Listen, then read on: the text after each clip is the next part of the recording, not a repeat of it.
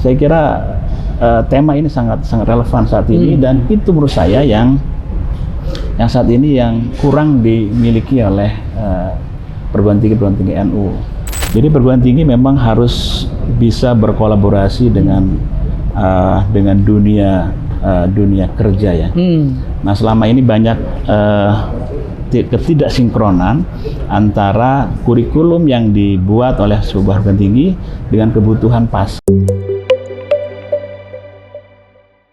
Assalamualaikum warahmatullahi wabarakatuh, pemirsa Suara NU.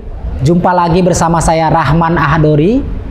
Di sesi edisi khusus kali ini kita akan coba berbincang terkait dengan simposium Perguruan Tinggi Nahdlatul Ulama. Sudah hadir bersama saya Wakil Rektor UIN Jakarta, Profesor Dr. Ahmad Tholabi Karli. Beliau adalah Nahdiyin yang juga pengurus di LPTNU dan saat ini juga menjabat sebagai Wakil Rektor di UIN Jakarta, dan tentu kita akan banyak bertanya ke beliau berkaitan dengan adanya simposium ini, bagaimana tanggapan beliau, dan begitu pula dengan dinamika pendidikan di Indonesia. Kita akan coba kulas bersama Profesor Dr. Ahmad Tholabi Karli. Assalamualaikum, Prof. Waalaikumsalam warahmatullahi wabarakatuh. Sehat, Prof? Alhamdulillah. Saya kalau melihat Prof. Tholabi seger terus ini. Makasih. Ya. Harus seger dan harus semangat. Iya, itu kunci optimis ya. Optimis. Harus selalu optimis. Siap, Prof. Lembaga Perguruan Tinggi NU sedang konsolidasi melakukan gerakan agar kampus-kampus NU di sudut-sudut daerah bisa benar-benar mencerdaskan anak bangsa lah, dan secara tata kelola bisa modern dan unggul setara dengan kampus-kampus swasta yang lain. Bagaimana tanggapan Prof sebagai pimpinan di kampus UIN Jakarta? Iya, saya kira NU saat ini memang saatnya harus sudah bangkit dan berbenah dari sisi pendidikan tingginya ya. Karena kita tahu bahwa NU selama ini dikenal sebagai ormas Islam yang fokus dalam pendidikan atau dalam konteks pendidikan keagamaan di pesantren atau pendidikan yang bersifat informal. Nah, saya kira saat ini memang momentum yang tepat, apalagi Gus Ketum sangat punya gagasan yang sangat visioner, sangat mengglobal dan internasionalisasi NU. Ya, tentu saya kira saatnya kita memang perlu berbenah dari sisi perguruan tinggi ini. Kita ingin perguruan tinggi NU bisa berdiri sejajar, bisa menunjukkan potensi yang dimiliki oleh NU, karena kita tahu bahwa SDM NU itu luar biasa sesungguhnya, Mas Rahman ya. Luar biasa banyak sekali yang tersebar di berbagai macam perguruan tinggi ya, baik itu perguruan tinggi keagamaan ya di PTKIN atau PTKIS atau di perguruan tinggi negeri umum dan seterusnya. Banyak kader-kader NU yang sukses memimpin perguruan tinggi papan atas ya.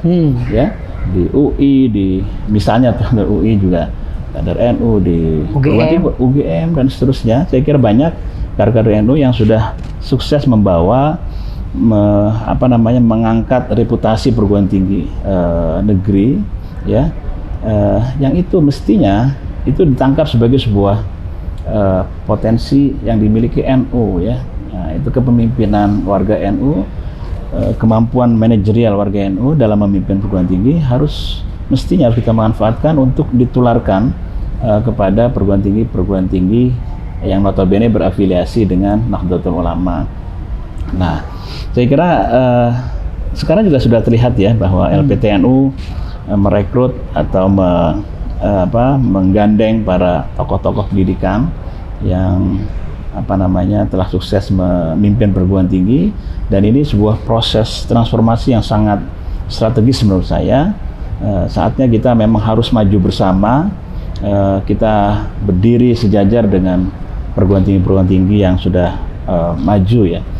Nah, saya kira dalam konteks simposium kali ini ya, Mas Rahman ya, ini sungguh tepat saya kira, karena ini merupakan tuntutan zaman, dan ini menjadi salah satu indikator yang utama ya, sebuah perguruan tinggi dikatakan sebagai perguruan tinggi unggul, atau bahkan menjadi indikator perguruan tinggi yang memiliki rekognisi global ya. Ya, dengan digitalisasi itu ya, kita akan semakin mudah melakukan proses pembelajaran, kemudian riset, kemudian pengabdian masyarakat, dan sosialisasi ke berbagai negara. Ya, saya kira tema ini sangat relevan saat ini, dan itu menurut saya yang saat ini yang kurang dimiliki oleh perguruan tinggi NU.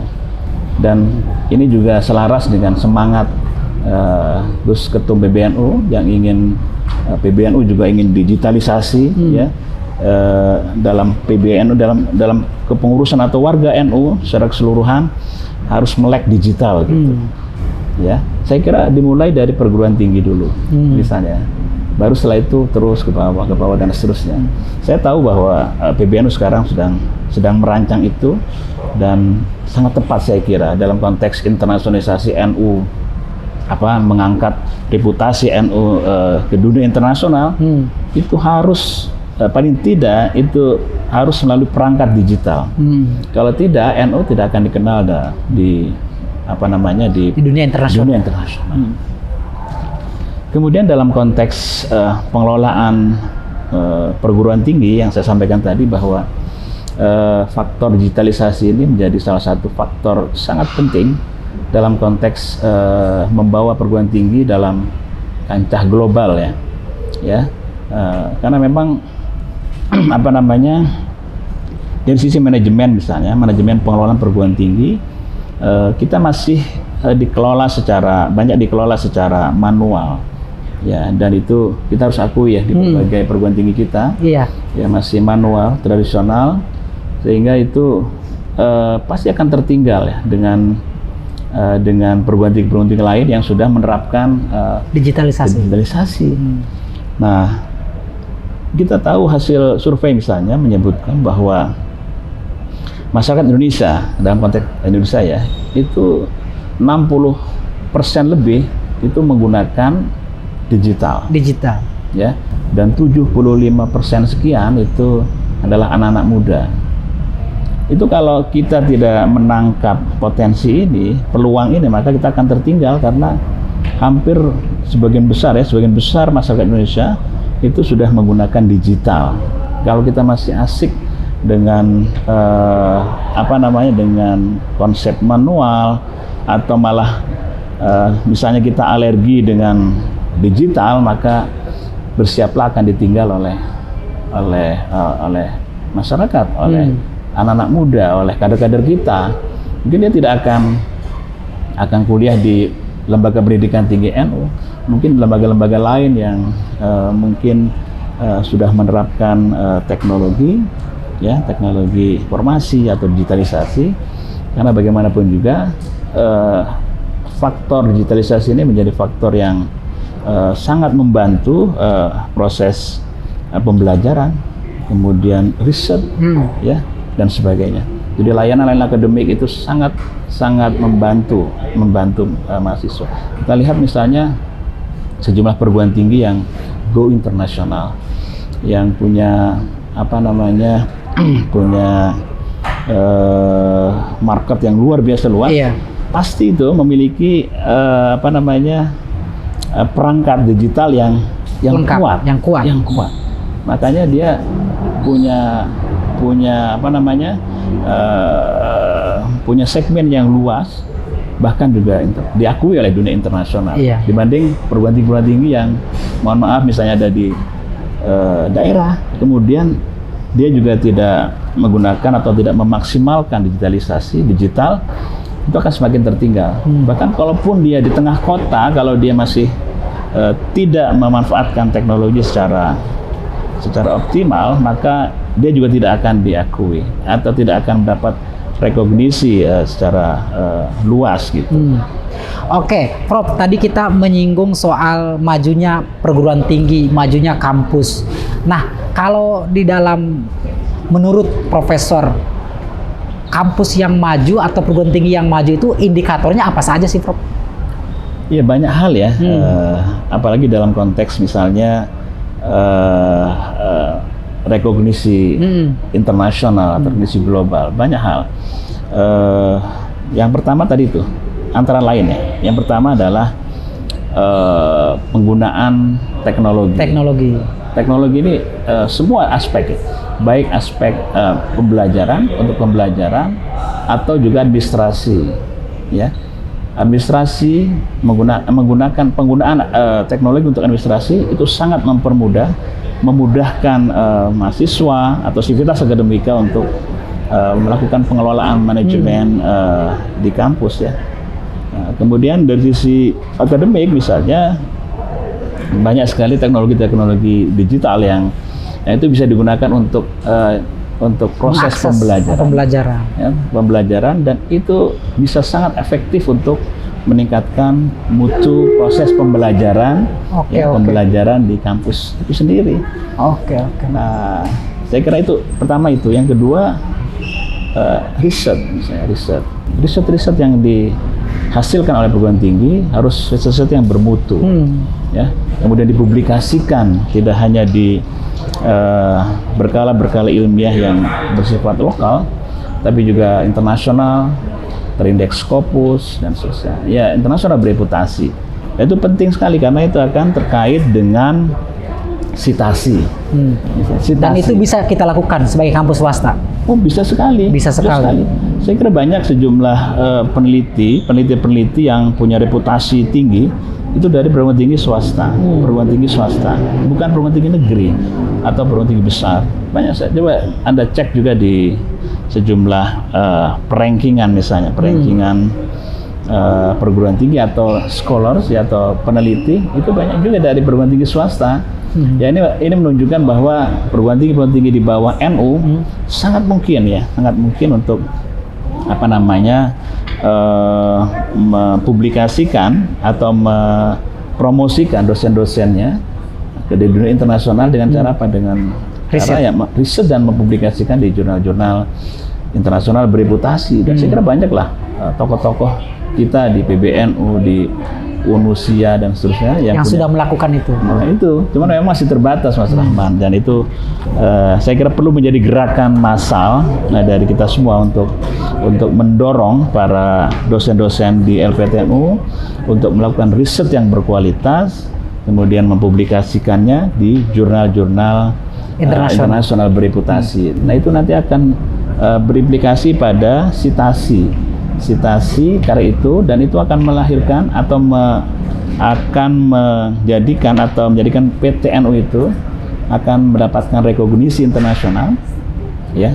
Nah, jadi memang ada efek domino di situ. Oleh karena itu memang dari sisi penelitian misalnya itu memang harus ditingkatkan. Oke, Prof, sebelum ditutup saya pengen tahu, Prof sendiri melihat pendidikan di Indonesia ini, apa yang mesti kita benahi, apa yang mesti kita pertahankan sebagai sebuah bagian dari upaya-upaya untuk melahirkan generasi emas, generasi unggul dan berkualitas. Iya, jadi perguruan tinggi memang harus bisa berkolaborasi dengan dunia kerja, ya. Nah, selama ini banyak ketidaksinkronan antara kurikulum yang dibuat oleh sebuah perguruan tinggi dengan kebutuhan pasar. Sehingga banyak kemudian lulusan-lulusan yang tidak bekerja misalnya karena memang pasar tidak membutuhkan. Karena perlu ada sinkronisasi antara pasar dengan kurikulum misalnya, ya, dengan perguruan tinggi perlu ada. Dan siapa yang harus terlibat di dalam penyusunan pensinkronisasi itu? Ya, oleh karena itu maka ketika perguruan tinggi misalnya ingin menyusun kurikulum misalnya, perlu melibatkan stakeholder atau pemangku kepentingan di luar kampus, antara lain pengguna lulusan itu atau perusahaan-perusahaan atau instansi atau apa yang apa sih yang mereka butuhkan, skill apa yang dibutuhkan.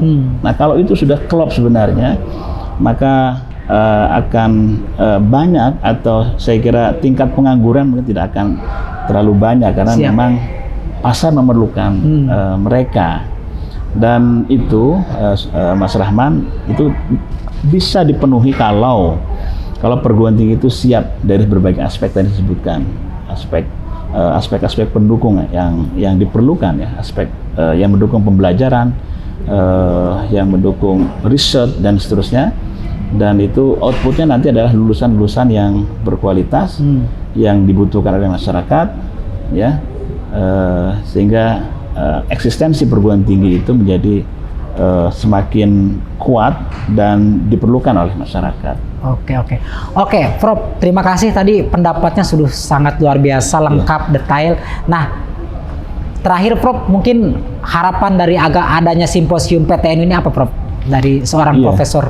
Ya, saya kira sudah saatnya warga NU yang saat ini sedang atau dipercaya untuk mengelola perguruan tinggi untuk segera melakukan pembenahan pengelolaan perguruan tinggi dengan berbasis digital, karena ini salah satu kunci penting untuk meningkatkan mutu perguruan tinggi di era 5.0 ya, di era global, di era teknologi informasi. Karena dengan begitu kita akan eksis dan perguruan tinggi NU akan terus bisa bersaing dengan perguruan tinggi yang lain.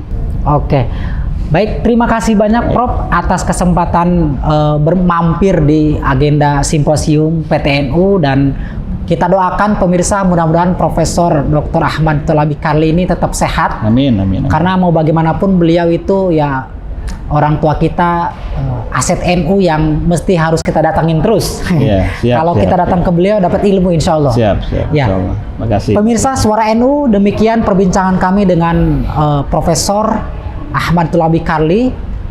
Mudah-mudahan perbincangan ini memberikan banyak kontribusi yang nyata untuk kemajuan agenda-agenda LPTNU, dan yang paling penting bahwa cita-cita kita untuk mewujudkan kampus yang memiliki lulusan berkualitas dan unggul bisa benar-benar terwujud.